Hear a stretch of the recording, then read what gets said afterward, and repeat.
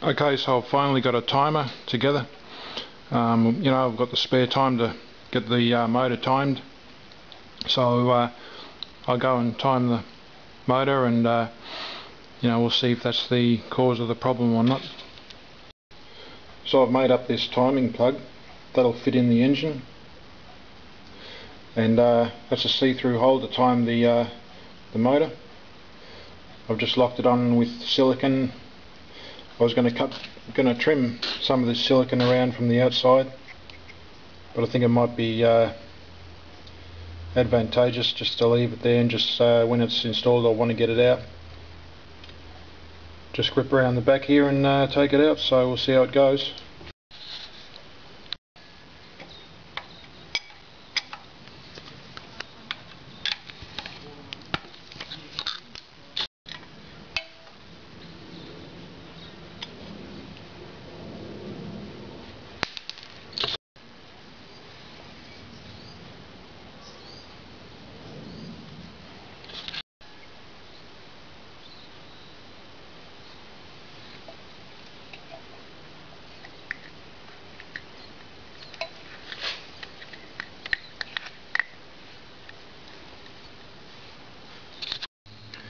Okay, so as you can see, that didn't work. The timing plug I made up just flew straight out, so we'll have to wait a couple of weeks before I can time it. Okay, so about all I can do this weekend is try and start it. If it starts, then what I'm going to do is detach the lighting module, and the lighting module sits down. That's the CDI that sits around the side here, but this is the light module here, and I'm pretty sure that's got a balance detector in it, because I noticed when I was riding the bike, I put on the indicator, and once I'd made the corner it'd turn off itself. So we'll get it started, unplug this. If it does start with this unplugged, which it may not, then we'll see how it goes.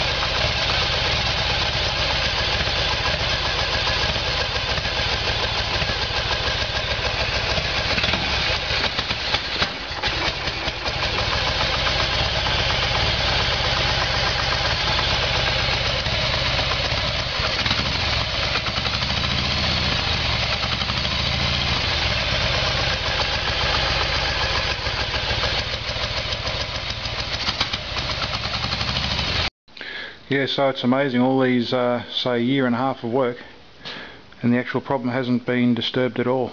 Still got the backfiring. Okay, so we'll try the lighting module. Okay, so here's the lighting module connection, and I'll remove it and we'll start it. So I've got iridium spark plugs. I bought them in the UK, and they should be here maybe next week. So you know, if it's bad plugs, it'll be the same as the battery cables, where the battery cables were tested, but then when I put new battery cables in and fixed the starter motor, and it'd be amazing if you know, because I got new spark plugs for it, I put the new spark plugs in and they didn't make any difference. So if the iridium spark plugs were to fix a problem, I'd be amazed. So we'll start this, we'll test this starting module now.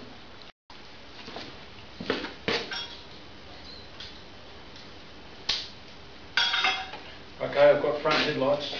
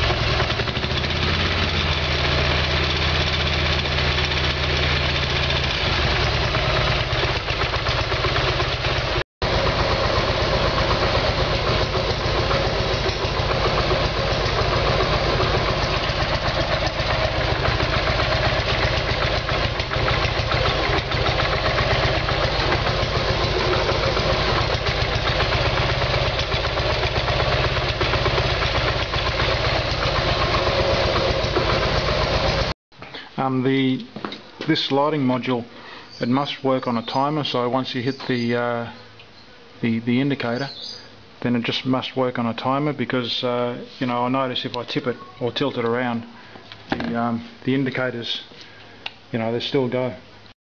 More to the point, the engine doesn't cut off, doesn't affect the engine. So this lighting module is completely separate from the ignition system, and it doesn't seem to work with any balance detector.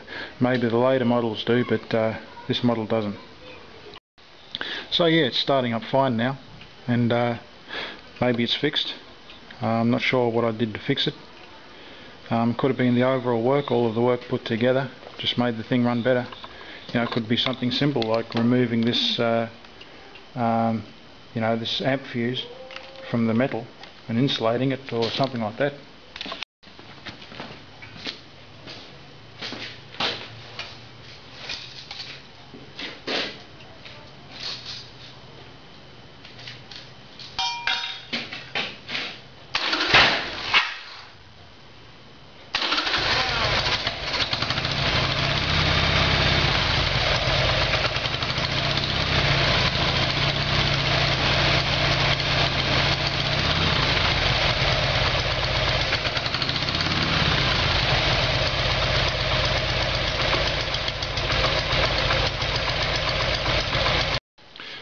the heat in the front cylinder is much more. I burn myself if I leave my fingers on there, but the rear cylinder, that's not nearly as hot. So it's coming back to this rear and front cylinder thing. But that's hot. Okay, so I'm going to keep on chasing this problem. What I'm going to do now is swap the spark plugs around.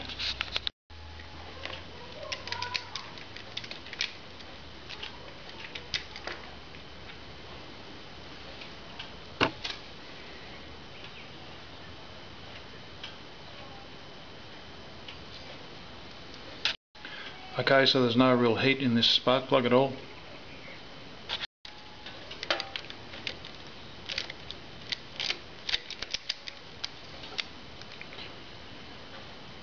Okay, that spark plug appears to be a little bit drier, less oil or whatever, and the heat is quite hot. Okay, so I'll swap the spark plugs around. It's definitely an ignition problem.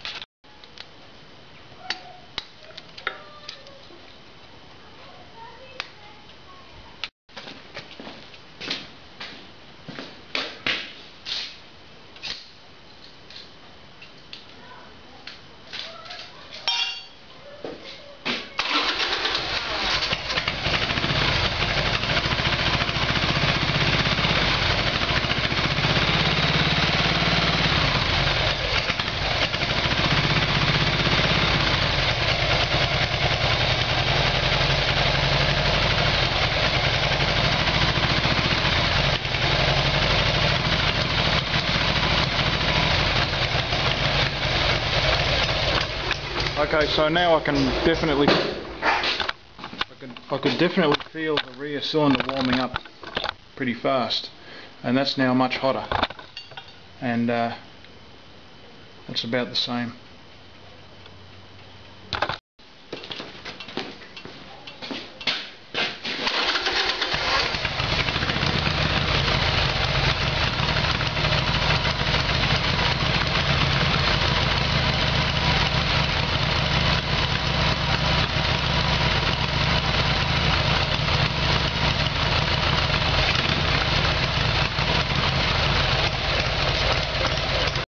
Okay, so what I'm going to do now is I'm going to let the bike cool down completely, and we'll see if the rear cylinder is hot and the front cylinder is cold. That would mean it's just spark plugs. Okay, so here's a good tool to test your ignition. If you watch my videos, then you know, I'll pass on any tips or anything I've found, and you put that into your spark plug lead and you ground it there. Put that onto a small nut or anything connected to the frame. You do not touch this while you're doing the work. So while it's got the current, you started up your motorbike and you look at the spark there, you don't touch this, otherwise you'll get a shock. Okay, so that's the packet it came in. The name of it, their business name is LISLE. It's item number 50850. It's down as an ignition spark tester.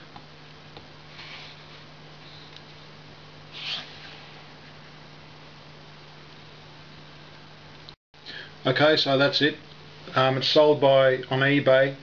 It's sold by Everything Auto 2007. As I say, $22. I did see this about 2 or 3 years ago in the supermarket, but I didn't buy it. So you can pick it up from Woolworths or Big W, or you can get it sent to your place. Alright, so it's in French or Italian, so English first. A handy tool to check ignition spark without removing the spark plug. The tool is calibrated to measure ignition voltage, works on both standard and electronic ignition systems. Directions: adjust calibration screw to proper gap size, attach spark plug wire to end of tester, clamp tester to engine ground, crank engine and check for spark. The website is lislecorp.com 50850. It says here, warning, high voltage, do not touch when testing. Okay, so the engine's cooled down a bit, still a little bit of warmth but not much. So let's start the bike up and see what cylinder gets hot.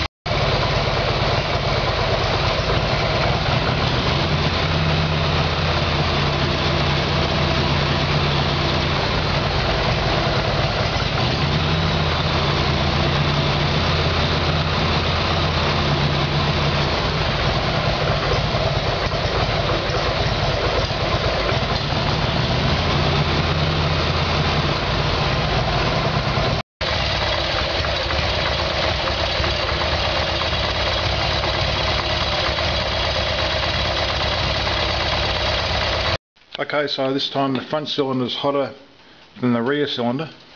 I think that's how it was before. They're both hot, pretty close, but the front cylinder is hotter than the rear cylinder.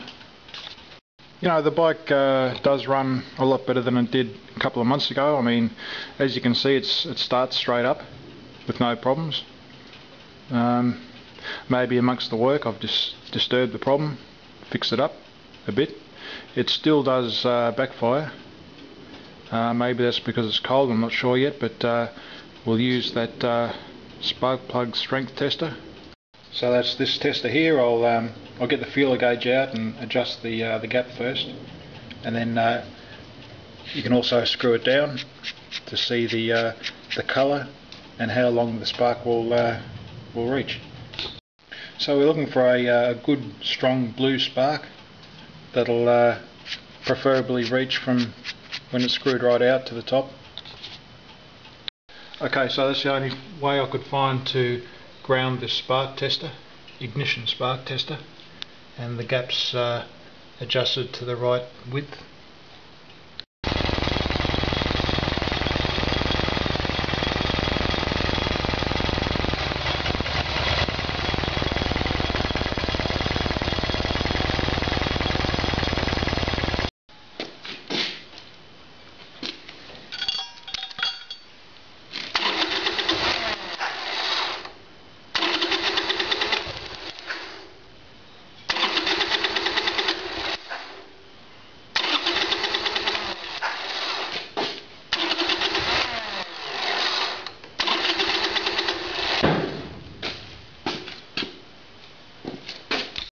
Okay, so I've noticed that increasing the gap width makes the backfiring problem worse.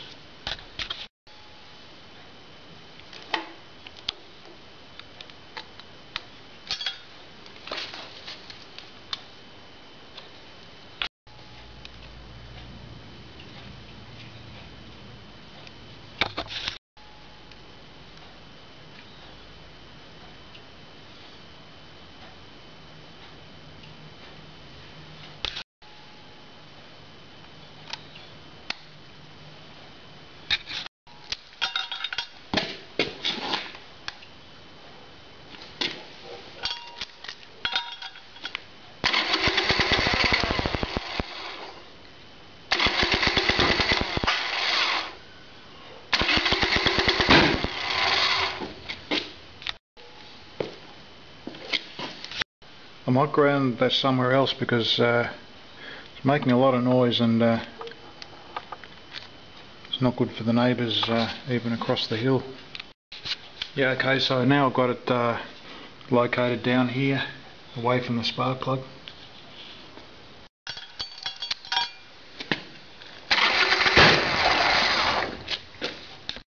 Okay, so before the police come, I've just put the spark plug leads on top of the spark plugs, and I'll try to start it up.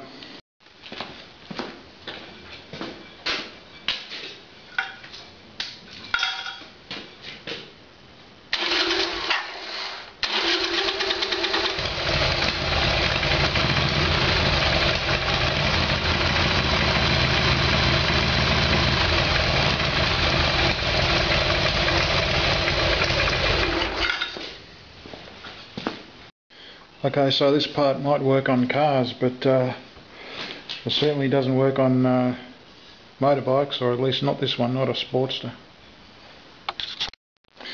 Okay, well, it starts up easy even after the next weekend. I didn't use any starting fluid, so I suppose we'll just call it fixed. So next weekend or the weekend after, it'll be timing, put the new spark plugs in and assemble it. Take it for a test ride and maybe register it at this point. Okay, so here I'm talking about the timing hole plug. Okay, so that's the one I got. It was about an extra $1.50, but you can see here that it's got this bit that sits out, and it's got grippable surface that you can turn it around, because of course if it's too close to the engine there's nothing to turn it with, and it didn't seem like it had any sort of an Allen key insert or anything, the cheaper one. So that's one I got. It was $17.90 on 25th of the 7th 2015. Bird's Bits. I bought a few parts from Bird's Bits, and it's a 5/8 18 thread. Postage was free, and it was from Burpengary, Queensland.